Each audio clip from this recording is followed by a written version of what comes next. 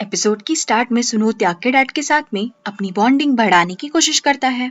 वो उन्हें बेसबॉल खेलने के लिए बुलाता है और त्याग के डैड भी अपना सारा काम छोड़कर सुनवो के साथ खेलने जाते हैं।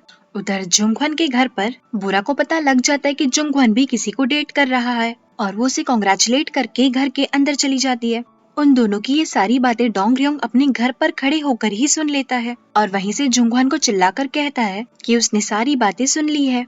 जुंगबोंग उससे कहता भी है कि वो ये बात किसी को भी ना बताए, तो डोंगरियोंग उसकी टांग खींचने लगता है और उससे कहता है कि सीक्रेट के बदले में आज दोपहर में तुम्हें मुझे लंच कराना होगा। जुंगबोंग के पास में डोंगरियोंग को हाँ बोलने के अलावा कोई चारा भी तो नहीं था। उधर बोरा अपने पेरेंट्स को बताती कि वो सिर्फ 1 महीने के लिए ही पार्ट टाइम जॉब करेंगी और उस 1 महीने के बाद अपनी एग्जाम की तैयारी करने लगेंगी। उसके पेरेंट्स इस बात से बहुत खुश होते हैं। सुनवो को लग रहा था कि त्याग के डैड बेसबॉल में कच्चे खिलाड़ी होंगे, पर जब सुनवो त्याग के डैड की पिचिंग देखता है तो वो हैरान हो जाता है क्योंकि उनकी पिचिंग बहुत ही ज्यादा अच्छी होती है। सुनवो इस बात से काफी इम्प्रेस भी होता है। घर आकर सुनवो बोरा को भी ये बात बताता है कि त्याग के डैड जैसे दिखते हैं वैसे वो है नहीं, और तभी बोरा के कान में कुछ फुसफुसाने लगता है। तभी वहाँ पर देओक्सुन और डोंगरियोंग आ जाते हैं। उन्हें देखकर बोरा फिर से सुनवो को दूर ढकेल देती है। दरअसल डोंगरियोंग देओक्सुन को खींचकर जुंगवन के घर पर लेकर जा रहा था। देओक्सुन जुंगवन के घर नहीं जाना चाहती थी उस शर्ट के इंसिडेंट की वजह से, पर डोंगरियोंग उसकी कहाँ सुनने वाला था। घर के अंदर जुंगबोंग सभी के लिए फ्राइड राइस बनाता है। जुंगवन जब खाना खाने आता है तो वो देओक्सुन के ही बाजू में बैठ जाता है। देओक्सुन को ये बात पसंद नहीं आती क्योंकि वो अभी भी जुंगवन से बहुत गुस्सा थी। जुंगवन को भी समझ आ रहा था कि देओक्सुन उससे गुस्सा है, पर वो उन दोनों के बीच की मिसअंडरस्टैंडिंग क्लियर नहीं करना चाहता था। देर रात देओक्सुन, सुनवो, जुंगवन को डोंगरियोंग का कॉल आता है और वो उन तीनों को बताता है कि उसका एक्सीडेंट हो गया है। वो तीनों ही डोंगरियोंग को त्याग के घर ले जाते हैं ताकि वो उसकी मलहम पट्टी कर सके। बैंडेज लगाने के बाद जब सुनवो डोंगरियोंग को उसके घर छोड़ने जाता है तो जुंगवन नोटिस करता है कि जल्दबाजी में देओक्सुन ने अपनी जैकेट नहीं पहनी थी और इसी वजह से उसे बहुत ठंड भी लग रही थी। जुंगवन अपनी जैकेट देओक्सुन को देना चाहता था, पर वो चाह कर भी उसे वो जैकेट नहीं दे पाता है। शायद जुंगवन त्याग और देओक्सुन के बीच में नहीं आना चाहता था। अगली सुबह देओक्सुन त्याग के घर कुछ सामान लेकर जाती है। त्याग के डैड उसे बताते हैं कि त्याग आज सुबह ही घर लौटा है, तो वो चाहे तो उससे मिल ले।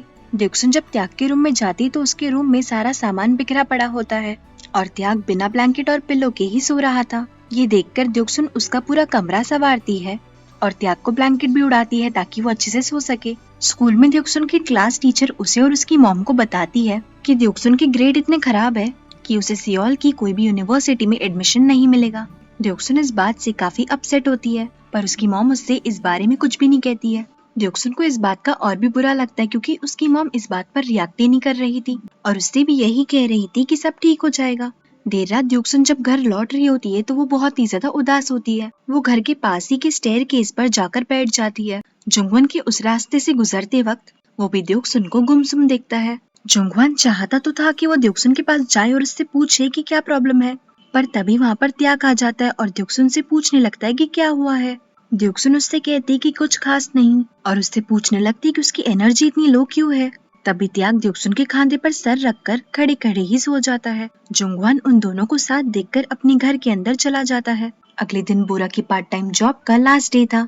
वो सबके लिए अपनी फर्स्ट सैलरी से कुछ न कुछ लेकर आई थी, पर अपने डैड के लिए कुछ नहीं लाई थी। उसके डैड को इस बात का बुरा लगता है, पर वो वहाँ से बिना कुछ कहे ही चले जाते हैं और ऐसे जताते जैसे उन्हें कोई फर्क नहीं पड़ा। डैड के वहाँ से जाने के बाद में बोरा अपने डैड के लिए लाया हुआ प्रेजेंट अपनी मॉम को देती है और उनसे कहती है कि क्या वो ये प्रेजेंट डैड को दे सकती है।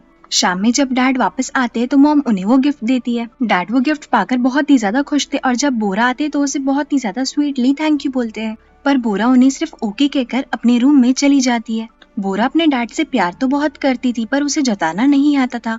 रात में जुंगन के डैड स्टेयर्स पर एक्सरसाइज कर रहे थे, तभी उनका पैर फिसल जाता है और जोर से गिरने की वजह से उन्हें हॉस्पिटल में एडमिट किया जाता है। पर वहाँ के सारे डॉक्टर एक एक्सीडेंट केस को लेकर बिजी होते हैं। जुंगवन के डैड से अब और दर्द बर्दाश्त नहीं हो रहा था और उन्हें ऐसा लग रहा था कि अब उनका अंतिम समय आ चुका है। तभी वहाँ पर त्याग के डैड आते और जुंगवन की मॉम उन्हें बताती है कि उनके हस्बैंड ने अपनी हिप बोन तोड़ ली है और यहाँ पर कोई भी डॉक्टर ऑपरेशन करने के लिए फ्री नहीं है क्योंकि वो लोग दूसरा इमरजेंसी केस देख रहे हैं।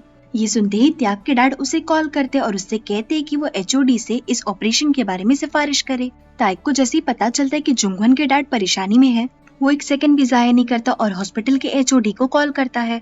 त्याग के फोन कॉल करते ही वहाँ पर डॉक्टर आ जाते हैं और जुंगवान के डैड को ऑपरेट करते हैं। कुछ देर बाद जुंगवान के डैड का ऑपरेशन बहुत ही अच्छे से हो जाता है और जुंगवान की मॉम जुंगवान से कहती है कि वो अब घर जाकर पढ़ाई करे क्योंकि यहाँ पर उसकी जरूरत नहीं है। जुंगवान भी अपनी मॉम की बात मानकर घर के लिए निकल जाता है। रास्ते में उसे त्याग मिलता है और वो उसे थैंक यू बोलता है। त्याग जुंगवान से कहता भी है कि इसकी कोई जरूरत नहीं है। तभी जुंगवान नोटिस करता है कि त्याग की शूलेस खुली हुई है तो वो उसे बांध देता है और वो दोनों ही अपने अपने घर की तरफ बढ़ने लगते हैं। अगले दिन जब सुनवू त्याग के घर पे हैंग आउट कर रहा होता है तभी त्याग के घर एक फोन आता है और सुनवू उसे आंसर करता है। फोन की दूसरी साइड पर पुलिस थी और वो सुनवू को बताती है कि डोंगरयोंग और उसके एक फ्रेंड को पुलिस ने अरेस्ट कर लिया है क्योंकि वो लोग बिना हेलमेट के गाड़ी चला रहे थे और बाइक से गिर भी गए थे। ये सुनते ही सारे फ्रेंड्स पुलिस स्टेशन जाते ताकि वो डोंगरयोंग को रिहा कर सके। वहाँ पर पहुंचकर वो सभी लोग देखते कि डोंगरयोंग को ज्यादा चोट नहीं आई थी एक्सीडेंट की वजह से। वो लोग जब डोंगरयोंग से पूछते कि क्या वो ठीक है तो डोंगरयोंग उनसे कहता है कि वो तो ठीक है पर उसे अपनी मॉम से डर लग रहा है क्योंकि अगर वो यहाँ पर आ गई तो वो डोंगरयोंग को बहुत मारेगी। डोंगरयोंग बात कर ही रहा होता है कि उसकी मॉम एंड डैड आ जाते हैं। डोंगरयोंग के डैड सारी फॉर्मेलिटीज पूरी करने लगते हैं और उसकी मॉम उसके बाजू में आकर बैठ जाती है। डोंगरयोंग डरते हुए अपनी मॉम से सॉरी बोलता है और तभी वो अपना हाथ उठाती है। डोंगरयोंग को लग रहा था कि उसकी जमकर पिटाई होने वाली है पर उसकी मॉम उसका प्यार से सिर सहलाती है और उससे कहती है तुम ठीक तो हो ना, तुम्हें चोट तो नहीं आई।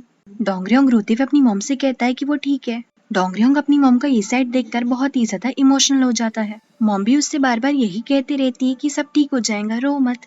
घर आकर डोंगरयोंग की मॉम उसके लिए बहुत सारा खाना बनाती है और उसे वार्न करती है कि आज के बाद वो मोटरसाइकिल नहीं चलाएगा क्योंकि वो उसे सिर्फ एक बार ही माफ कर सकती है। डोंगरयोंग की मॉम उसका खाना खत्म होने तक की उसके साथ ही बैठती है और डोंगरयोंग खाना खाते वक्त उनके सामने अपनी दोस्तों की सारी पोल पट्टियां खोल देता है। थोड़ी देर बाद जब डोंगरयोंग अपने दोस्तों से मिलने जाता है तो वो लोग उसे मारते क्योंकि उसने अपनी मॉम के बारे में झूठे रूमर्स फैलाए थे कि उसकी मॉम बहुत ही ज्यादा डेंजर है, पर असलियत में ऐसा कुछ नहीं था। डोंगरयोंग उनसे कहता भी कि मैंने ऐसा तो नहीं कहा था, मैंने बस कहा था कि मेरी मॉम बहुत ज्यादा बिजी है और उनके पास मेरे लिए टाइम नहीं है।